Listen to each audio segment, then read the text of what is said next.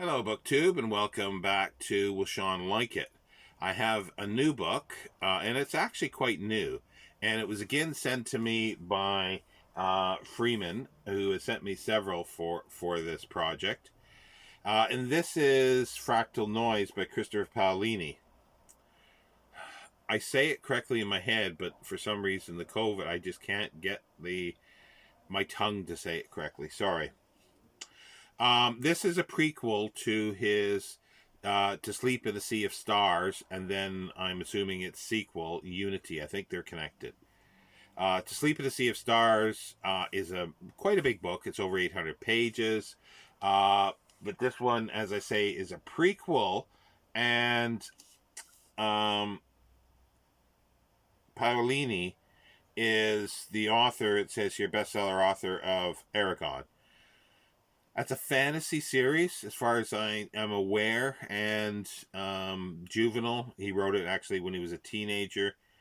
I know nothing about him. I've had heard the name, but that was it. But when I read the flap, I kind of like this. It's your typical sort of journey, and it is. It's a journey, and everybody on the journey, they have conflicts. They have,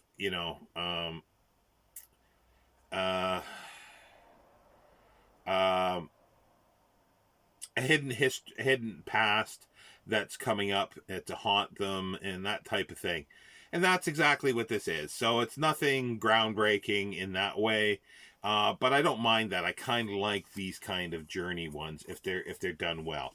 Now, what's the journey in here? Well, it's a survey team that seems to be out surveying planets, and they're in a system, and they discover an anomaly, and it says starts right out with date, um, July 25th.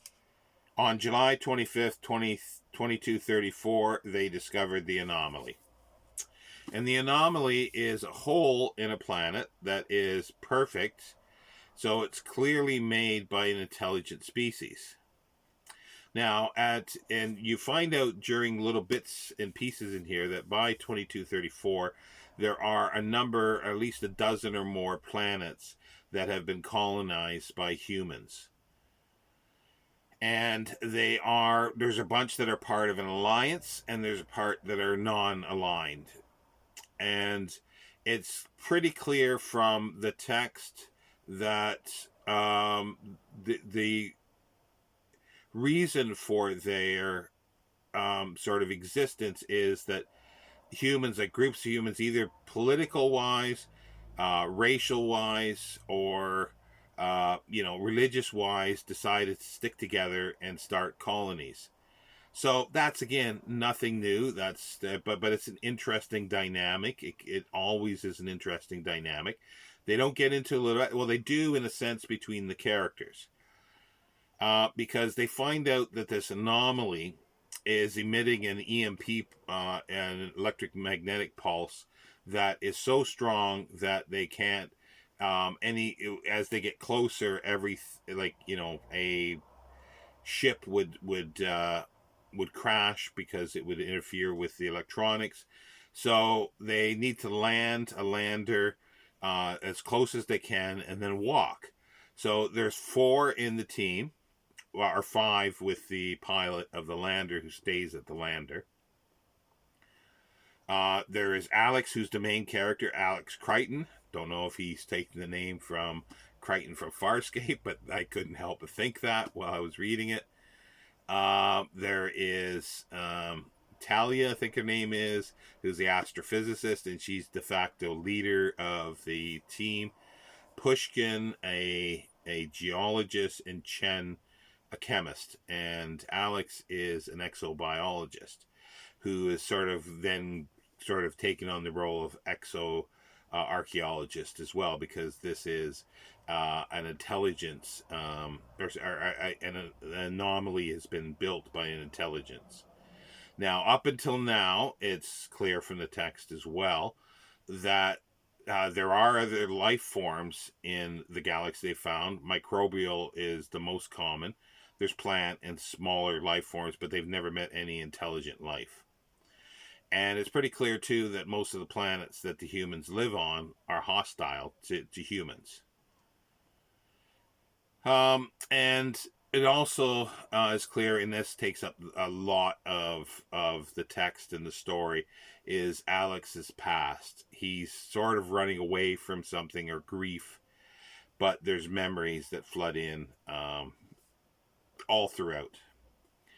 We don't get a lot for the other characters. We get conflict, and we get a little bit of the animosity between them, and it's I think reflective of the animosity probably from the planets that they're from, because either jealousies or hatred for a group, religious, racial, political, or whatever, that, you know, because it's not theirs, so therefore it's the age old thing. But like I say, it's nothing new, but it creates or can create an interesting dynamic, which is touched on here with these characters. Now, but as I say, it's mostly told through Alex, and it's a journey to study this anomaly. So they're sent by their captain, and they appear to be employed by a company of some sort. There's no details of that, but that's again not a new thing in science fiction. So, but that's fine. So they're gathering information all the way that they go along, but they deteriorate for a variety of reasons, because this anomaly and the environment they're in is very hostile to them. They have to wear something called a skin suit, which is basically an environmental suit, but it's augmented to try to combat the EMP symbols, the EMP pulses, and the sound that's coming from that, because it's so loud that it would almost, I guess, liquefy their insides as they get closer. But because of that and the stress and the hardships that they're going through and the hatred and all this stuff, they begin deteriorating again. This isn't surprising. It was expected. But you know, through their deterioration, as I say, you get these glimpses of the wider world building, a universe, galaxy that the writer has created, and he does it okay. It's these things come out, and and they're definitely interesting and intriguing. And this excuse me, this anomaly sends out a EMP pulse every 10.6 seconds. And in the text, there's interspersed and it breaks up the text and the narration, and it says thud. And it's in bold capital letters, and as they get closer, it gets louder, but not more frequent. It seems to stay the same, but the letters get bigger to symbolize that it's getting louder, which is a neat little trick, but again, nothing new. So yeah, so that's what it is, and I'm not going to go into much more detail. There are things that, as I say, that I liked about it. There's intriguing things, like I say, the world building, the conflict. But each person, or if they choose to, can have a chip, an augmentation in their brain that will record everything through their eyes. And it can even, you know, it depends on what level you have. It can be just, you know, visual. By sounds of it, it can be visual and audio, and even at times have some emotional compact or content with this as well. And when the person dies, they can bequeath this to somebody else, and they can add that to their own and access it whenever they want, which is quite intriguing. And again, I've come across this kind of thing. But also on top of that, it looks like that if a person wants to, they can have their brain augmented and expanded, and they become the computer of a ship.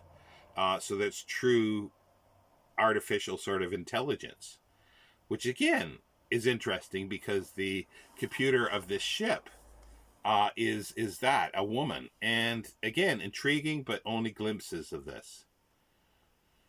Um, the things that I found a little I found problematic with this was it's a very lame duck story.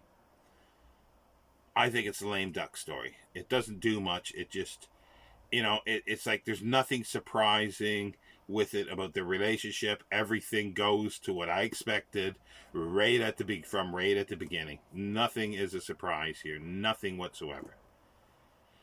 Which is still fine. Depends on how it's dealt, but it's so short. It's only like 240 pages. But the bulk, not the bulk, but another 100 pages or so that is taken up, or maybe less than that, is a terminology dictionary, which I don't see why that's needed, because it doesn't add a lot, and it's such a tiny book. I don't think you don't need that, because he is described, and you pick up these things. Like, he leaves little breadcrumbs throughout the text, and if you pick them up and eat them, you get some nourishment as you go along with the story, and that's fun to do that, rather than jump to the back and look at what these terms are. No. That it's overblown. It's like it's not worthy for this. But I do realize that he's written a larger book that is to Sleep in the Sea of Stars, which is the prequel, as I said. So therefore, it might make sense, but not in here. It ruins, and that doesn't ruin, but it lessens the impact of this. And then also there's a timeline. Again, lessens the impact, because there's not much more added. There's a little more detail, but it's the kind of thing that detail could be put in crumbs through the story, and get rid of that. And it makes it lazy to me, or thinking that the reader is dumb. It's not that complex, this story. I'm telling you, it's not complex. The larger one that's 800 pages, possibly, I don't know, I haven't read it, but I'd be doubtful, because I don't know if the guy has the ability to do that. But I could be wrong, so I'm reserving judgment. But yeah, and then there's things in writing, which there's one of the characters, this Pushkin, who's the geologist. It's pretty clear. I think it's pretty clear that he's Russian, so he's from a Russian planet. And he speaks broken English, and he drops words. But the problem is, there's at least a half dozen times in the text, outside of him speaking, that there's words dropped from the narration. And I don't know if that's an editorial problem, or that the writer was in the mind of that character and dropped words, and it's as if he's speaking, which he's not, and there's no possibility that he is. So I don't know why that. So these are issues that I have with it, and it happens, like I say, a few times. And he also, like, it's something that I have been finding, and even the other books that I read that were sent, the Don Winslow books, City of Dreams and City of whatever it was called. They have quotations from sort of other literature. It's like to try to bolster this up. He does this. He does this in here as well. He's got quotations from other writers, as if it bolsters it. I don't know. I don't know if I'm seeing a pattern that people are doing this, but anyway, the question is, did Shawn like it? Yeah, I liked it enough and intriguing enough to want to read To Sleep in the Sea of Stars. Now, I was speaking to Brandy at Booklectic about this, and she says, "Oh, well, why am I reading this?" Because she thought it was a sequel, but I explained it's a prequel, even though it turns out to me to be a lame duck prequel. But without reading the To Sea in the Sea of Stars, I can't be 100% of that. but it still doesn't do much, period, even regardless. And she wants to read that book, um, To Sleep in a Sea of Stars. So we've decided to buddy read this at the end of the year at some point. Hopefully, I'll be able to get a copy by then. But I just sort of find it weird on the back here where you get these um, uh, quotations from authors. Adrian Tchaikovsky, a powerful piece of SF with intelligent writing and big ideas. No, no, there's really no big ideas in here. Maybe in to see uh, to to sleep in a sea of stars, but it says praise for the author. So I don't know if this is supposed to be for this book or for the other one. So I'm reserving judgment. That and it says the book Paolini fans have been waiting for. John Scalzi. Kirkus Review says a fun, fast-paced epic that science fiction fans will gobble up. Well, I don't know about that, but I don't know. We'll have to see with the other one. Great space opera with rockets on. Wow, that's the Daily Mail. Well, it's space opera in a sense that there's no depth to it. There's very, at least in here. That's what I'm saying. There's, when I say no depth, I mean very little depth. It's just very superficial that it's talking about here, and it's nothing that's taxing on the mind. That's for sure. But anyway, so yes, Fractal Noise, Christopher Paolini. And yes, I did kind of like it. So again, thank you, Freeman, for sending this. And I'll see you next time. And will Shawn like it?